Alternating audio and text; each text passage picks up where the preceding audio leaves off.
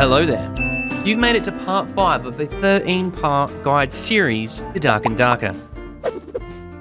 How to fight. Now, this game isn't as complicated as a game like Mordau, where the no-lifers can literally turn you into sushi without taking a hit. There is a skill ceiling that you can climb, however. The basics with melee is that you have a stab and left and right swing attached to the movement. Headshots do high damage, chest shots also, and the limbs are low damage. These are the 3 key areas of the hitboxes. There's currently 2 metas to dodging swings that isn't related to quick turning your character's player model, and that is crouch spamming or jump spamming. Basically, what you're doing is folding your hitbox in half, whether it's halfway up in the air or halfway down to the floor. With crouching, you still have quite a risk of getting hit in the head. So currently one of the stronger metas mid-fight is a lot of jump spamming as you're stabbing people. It's funny to say that, it looks a bit jank, but it is one of the strongest ways of mitigating damage if you are going to be taking hits. The third-person models and first-person are tied together, meaning the hitboxes are too. So where models collide on your screen is where it actually is. So if a barbarian is doing a slow charge swing, particularly at your head, you can technically crouch, pull your mouse back, to manipulate your character's head model and dodge the shot. Unfortunately, I don't have good footage from the last playtest of this in action, but you can use your imagination with this animation and put it to the test next alpha test. It's pretty nifty if you learn to master it, and essentially, the game is giving you the ability of skill expression. Reading the room and reacting to surprises is very important. In this fight, I saw on my left that there was a railing I could use to my advantage. Jumping on it and stabbing down gave me height advantage and easy aim on their heads. They, on the other hand, were looking up into my junk and doing low damage, hitting my legs. Do you see the movement there? Do you see the movement? Because to me, movement is everything. Like, imagine someone's trying to like hack and slash you. Most people are shit at FPS games. So if your character, instead of just doing this slowly and it's easy to hit him, if you're doing this, all you have to do is just tap, tap, tap, come up with good movement and aim. You know what I'm saying? I'm looking like a kid on camera, but legit, that's how you roll. Note how in the end of this duel, my positioning around this pillar gave me an advantage. Being on the right side, using a right-handed weapon to attack, gave me the ability to reach him while he couldn't reach me with his right arm attack. Although he did have a secondary knife on his left side, he seemed to have panicked and only used his dominant hand to attack.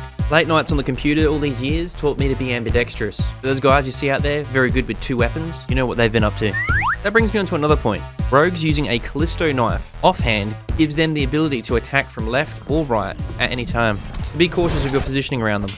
I'm going to showcase a few clips where you can pick up a few tricks along the way. In this clip, you'll see the spin dodge. It speaks for itself when you have ranged attacks on you. Slight flicks like this.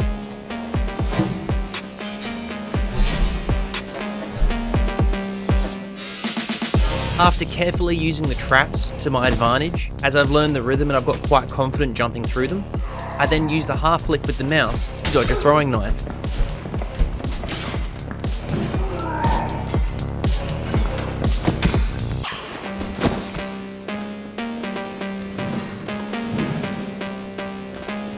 It's very subtle, but if I hadn't done it, I would have taken the hit. Little things like this go a long way. There's a group of power-up fountains across the map. One's for health, one's for strength, which obviously boosts health and damage, physical damage, one for protection, and one for speed. Using speed fountains to your advantage. You set yourself up in an area where you've got a few exits and entryways into fights, and you're conscious of your surroundings. Saving a speed boost for a squad or a duo or even a solo that comes into your area that you want to take out, it's literally one of the most powerful buffs in my opinion you can have, because speed is key. In any game, I always value, me personally, speed over extra HP. Obviously you want as much armor or health as you can get. However, the faster you are in a game, the harder it is for people to hit you. Especially, quote-unquote, casual gamers. So you will see a lot of my builds tend to be focused on speed and movement. Here's a couple clips of the speed fountain in action. You can see for yourself its work. I won't be able to help you this playtest, but this one coming. It's fucked. This one's gonna be fucked too. See, it's all about momentum and swinging, timing.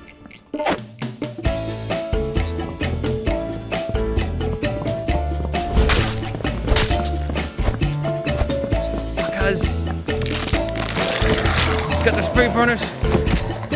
Got him! That's why we have throwing knives. Shields. They're strong when used right, but I feel veteran players will just target legs or the tips of heads in fights. Rangers certainly pull that off very easily. Now, I'm not saying they're bad, I'm just not convinced they're very good defense against seasoned veterans of the game at the moment. Ultimately, timing is key using these as a fighter or cleric, and then chaining a weapon swing after a successful block. Vsing range players. In this clip, pay attention to how I zig and zag, and use cover before I attack and reposition after taking damage.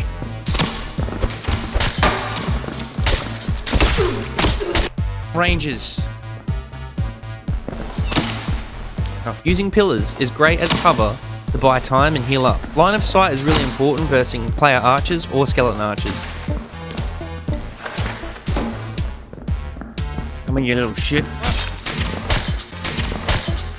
Don't fuck with me! If you can during fights, always put a target between you and the other targets. This way, you can also cause friendly fire. But most of all, you're mitigating how many other ranged attacks are taken at the same time and creating a 1v1 situation. So I think in summary for this beginner's guide to combat in the game, focus on headshot meta, dodging, aka crouch spam or jump spam, positioning, high ground versus low ground, and line of sight. If you're conscious of these things going into the game, you'll develop a pacing naturally as you play.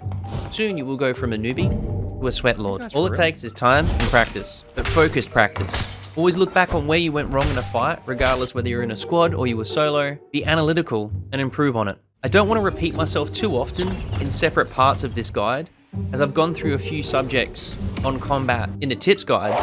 And if you haven't watched those videos, one thing I'd like to reiterate is using shield potions before fights. Hang on to a couple of these bad boys. You're basically getting extra health points before you run into a fight. You do the math.